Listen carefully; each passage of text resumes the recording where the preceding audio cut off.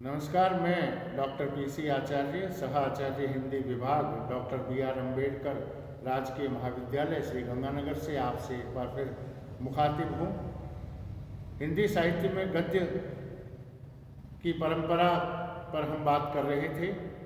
उसी क्रम को आगे बढ़ाते हुए हम यहाँ चर्चा कर रहे हैं उर्दू और हिंदी की। उर्दू के कारण अब तक हिंदी गद्य की भाषा का स्वरूप ही झंझट में पड़ा था।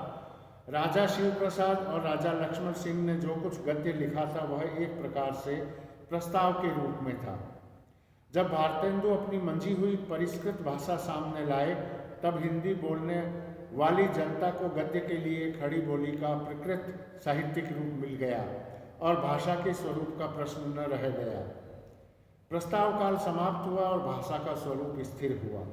भाषा का स्वरूप स्थिर हो जाने पर जब साहित्य की रचना कुछ परिमाण में हो लेती है तभी शैलियों का भेद, लेखकों की व्यक्तिगत विशेषताएं आदि लक्षित होती हैं।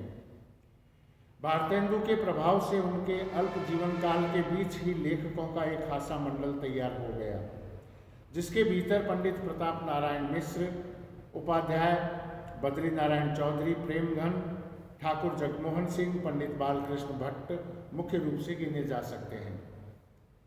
इन लेखकों की शैलियों में व्यक्तिगत विभिन्नता स्पष्ट लक्षित हुई।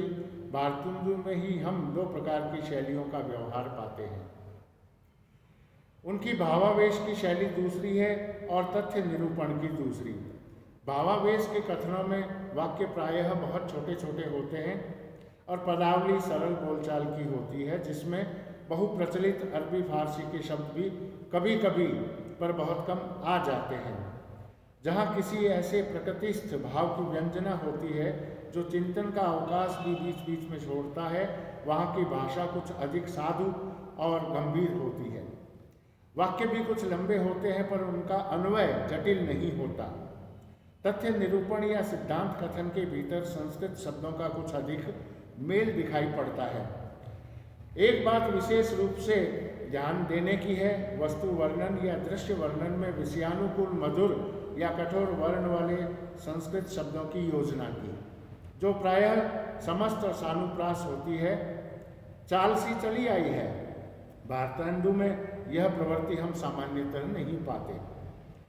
अगले व्याख्यान में हम पंडित प्रताप नारायण मिश्र की बात करेंगे, जिनकी भाषा बहुत ही स्वच्छंद, बोलचाल की चपलता और भाव भंगिमा लिए हुए चलती है और गद्य को कैसे आगे बढ़ाती है, इस पर चर्चा हमारे अगले व्याख्यान में।